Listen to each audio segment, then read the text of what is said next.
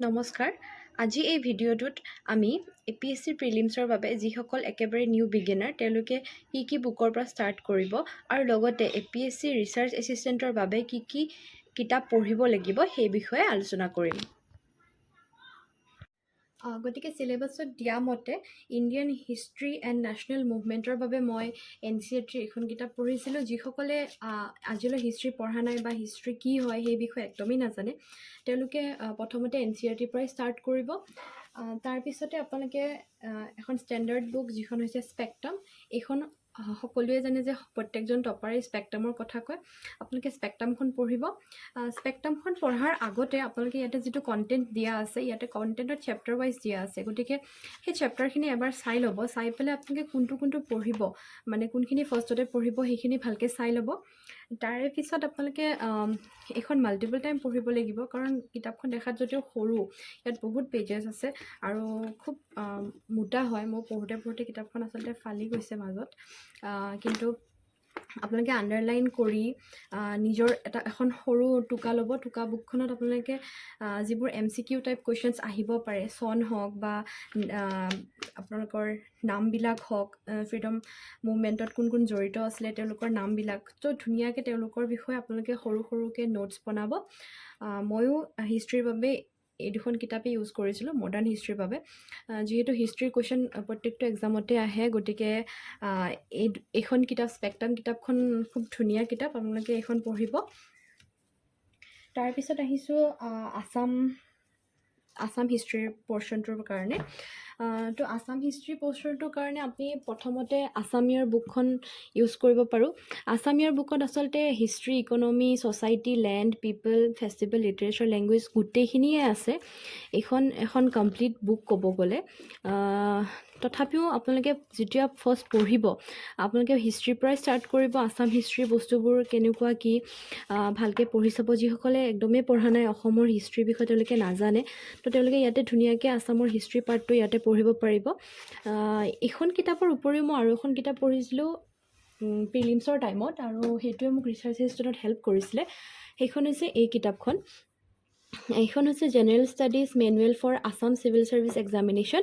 এইখন লিখিছে ৰাজকুমাৰ দাস আৰু বিশ্বজিৎ দত্ত। এই কিতাপখন ধুনীয়াকৈ প্ৰিলিমছৰ যিখন চিলেবাছ দিয়া আছে সেই চিলেবাছৰ মতে ইয়াতে প্ৰত্যেকটো ছাবজেক্টৰ বিষয়ে দিয়া হৈছে।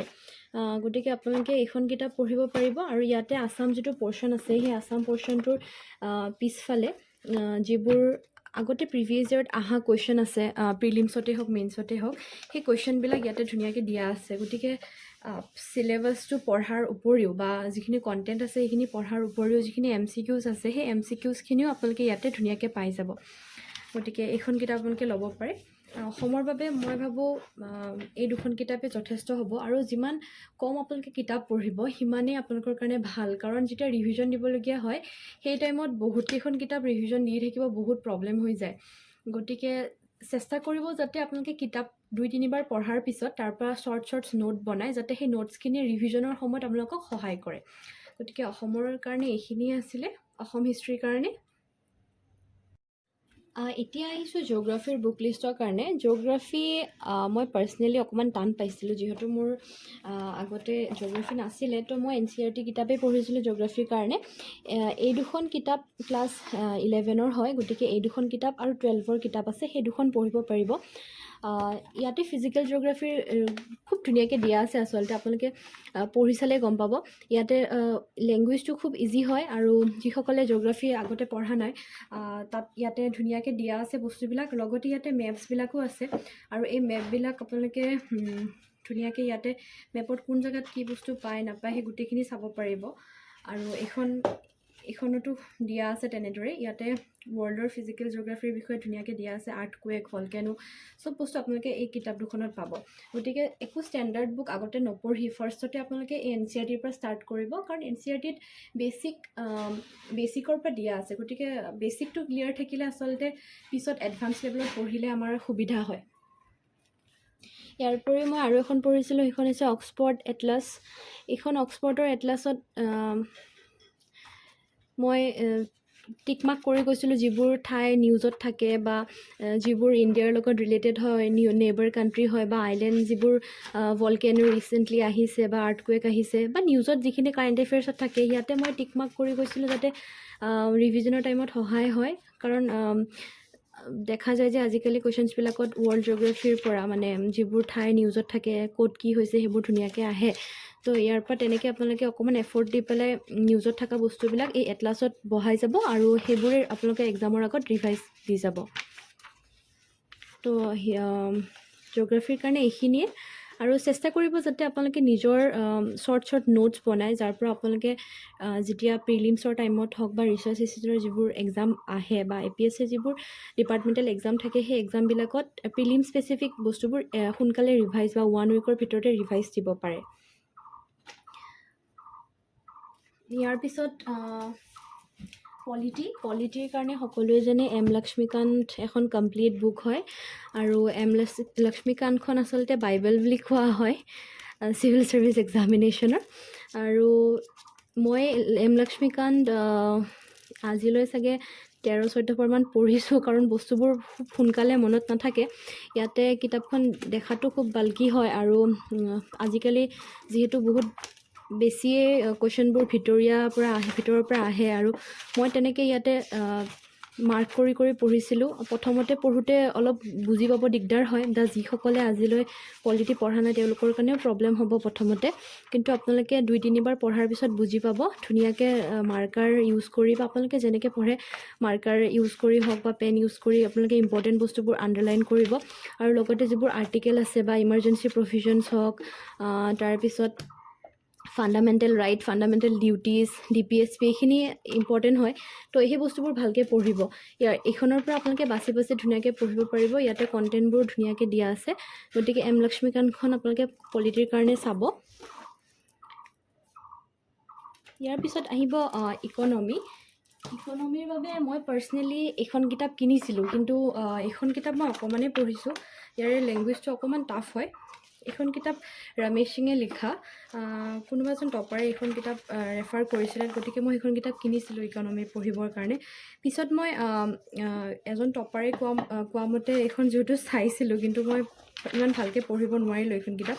অকণমান লেংগুৱেজটো টান আছে আৰু অলপ থিয়ৰিটিকেল বেছি হয় বস্তুবোৰ। MCQৰ কাৰণে ইয়াৰ পৰা অলপ বাছি পঢ়িব অকণমান দিগদাৰ হয়, গতিকে মই এইখন অলপ পঢ়িছিলোঁ। এইখন বেচিক বুক হিচাপে ৰাখিছিলোঁ। ইয়াৰ উপৰিও মৃণালৰ 2খন হেণ্ডআউট আছে, সেই হেণ্ডআউট 2খন মই পঢ়িছিলোঁ। সেই PDF কেইটা মোৰ ওচৰত এতিয়া নাই, মানে লেপটপত আছে, প্ৰিণ্ট কৰা নাই। মই সেই PDF দুটাৰ আপোনালোকক যিটো টেলিগ্ৰাম চেনেল আছে সেই চেনেলটোত শ্বেয়াৰ কৰি দিওঁ। আপোনালোকে যদি বিচাৰে তাৰ পৰা প্ৰিণ্ট কৰিও পঢ়িব পাৰিব, নহ'লে ডিজিটেল মাধ্যমতে লেপটপত হওক বা তেনেকৈ আপোনালোকে আণ্ডাৰলাইন কৰি হাইলাইট কৰি পঢ়িব পাৰিব।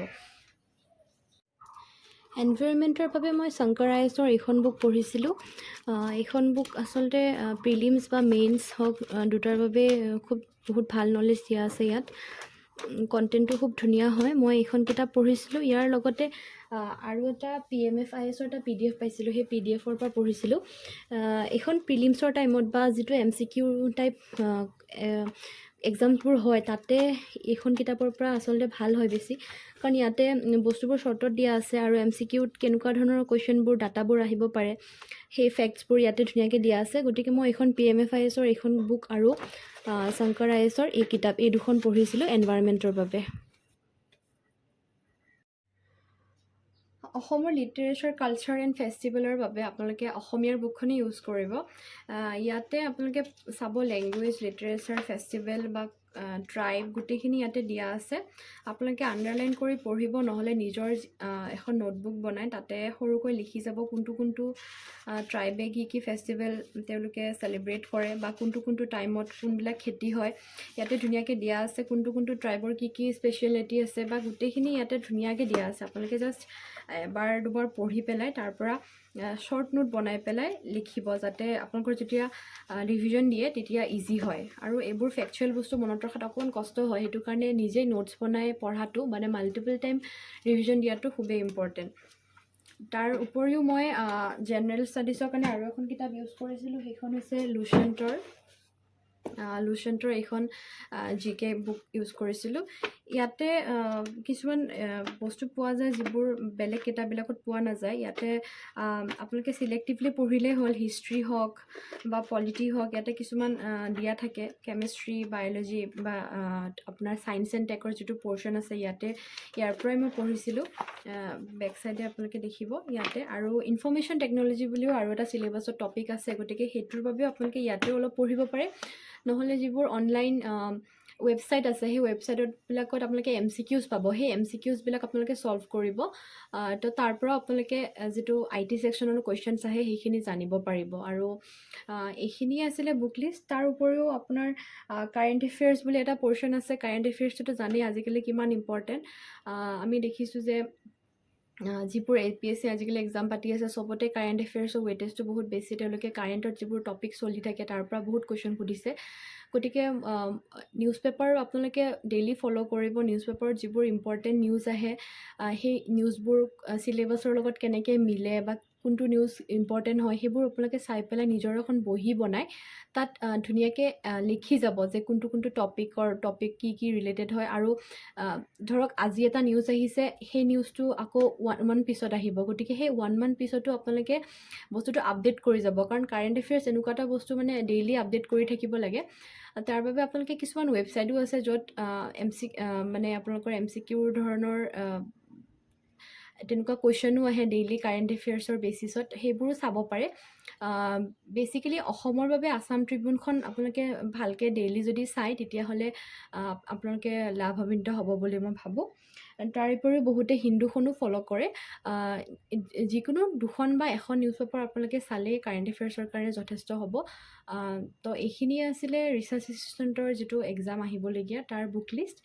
আৰু এটা পৰ্শ্যন আছে সেইটো হৈছে আপোনালোকৰ মেথছৰ পৰ্শ্যনটো তো মেথছৰ পৰ্শ্যনটো মই ক'ৰ পৰা কেনেকৈ পঢ়িছিলোঁ সেইখিনি আৰু এটা ভিডিঅ'ত ভালকৈ জনাম কাৰণ মেথছটো অলপ বহুত ষ্টুডেণ্টে অকণমান টান পায় তো কেনেকৈ বেচিকৰ পৰা ষ্টাৰ্ট কৰিব কি পঢ়িব লাগিব সেইখিনি মই ভালকৈ জনাম এই বুক লিষ্টৰ উপৰিও আপোনালোকে নিজৰ নোটছ বনাব সেই নোটছৰ পৰা ভালকৈ পঢ়িব এক্সামৰ আগত 2-3 বাৰ ৰিভিজন দিব গোটেইখিনি বস্তু আৰু প্ৰিভিয়াছ ইয়াৰ কুৱেশ্যন চোৱাটো ইম্পৰ্টেণ্ট প্ৰিভিয়াছ ইয়াৰ কুৱেশ্যনটো চালে আমি বুজি পাওঁ যে কোনটো টপিক ইম্পৰ্টেণ্ট হয় কোনটো টপিকৰ পৰা ধুনীয়াকৈ বস্তুবিলাক আহে গতিকে প্ৰিভিয়াছ ইয়াৰ কুৱেশ্যনখিনিও আপোনালোকে চাব লাগিব তো এইখিনিয়ে আৰু মই যিটো মৃণালৰ হেণ্ডআউট বুলি ক'লোঁ সেইটো মই মোৰ টেলিগ্ৰাম চেনেলত মই PDF দুটা শ্বেয়াৰ কৰি দিম আৰু মোৰ তাতে যিখিনি কাৰেণ্ট এফেয়াৰ্ছ ৰিলেটেড নোটছ আছে বা মোৰ হেণ্ড ৰিটেন নোটছ আছে সেইখিনিও মই গ্ৰুপত দি দিম আপোনালোকে গ্ৰুপটো জইন কৰি ল'ব থেংক ইউ